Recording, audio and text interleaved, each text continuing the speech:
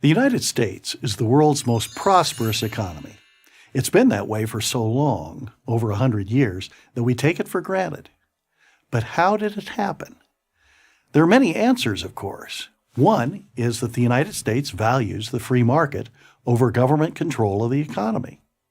But here's a point that is seldom made. It didn't begin that way. Before the country placed its trust in the free market, it trusted the government to make important business decisions.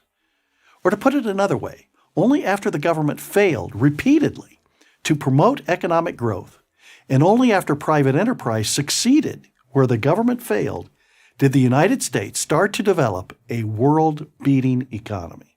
Let's look at three telling examples. In 1808, John Jacob Astor formed the American Fur Company and marketed American furs around the world. Europeans adored beaver hats for their peerless warmth and durability. Astor gave them what they wanted. Instead of leaving the fur business to capable entrepreneurs like Astor, the government decided it wanted to be in on the action. So it subsidized its own fur company run by a self-promoting government official named Thomas McKinney. McKinney should have won the competition.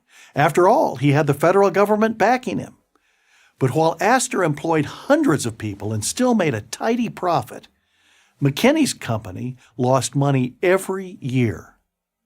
Finally, Congress, in 1822, came to its senses and ended the subsidies for McKinney and his associates.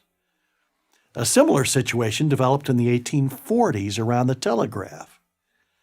The telegraph was the first step toward the instant communication we have today. Invented by Samuel Morse, the telegraph transmitted sound as dots and dashes representing letters of the alphabet. Morse, more of an idealist than a businessman, agreed to let the government own and operate the telegraph in the national interest. But the government steadily lost money each month it operated the telegraph. During 1845, expenditures for the telegraph exceeded revenue by 6 to 1 and sometimes by 10 to 1. Seeing no value in the invention, Congress turned the money loser over to private enterprise. In the hands of entrepreneurs, the business took off. Telegraph promoters showed the press how it could instantly report stories occurring hundreds of miles away. Bankers, stockbrokers, and insurance companies saw how they could instantly monitor investments near and far.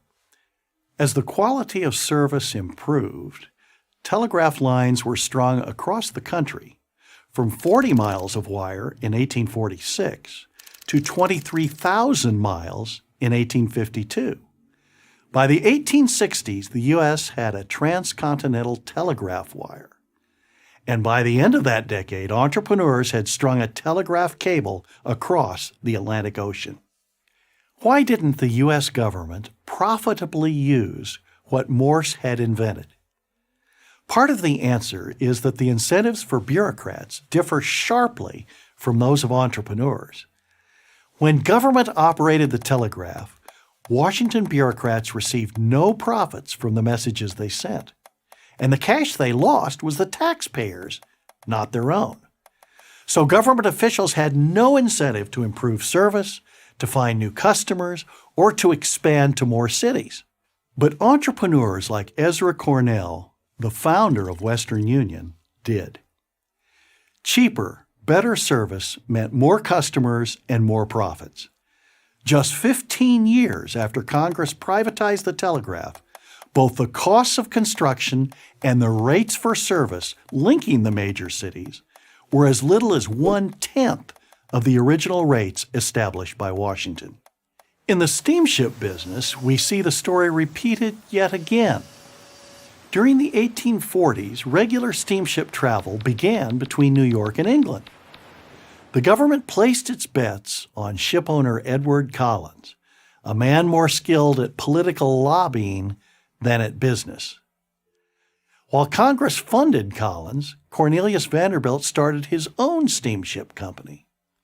Vanderbilt cut the costs of travel, filled his ships with eager passengers, and built a fabulously successful business, soon leaving Collins in his wake.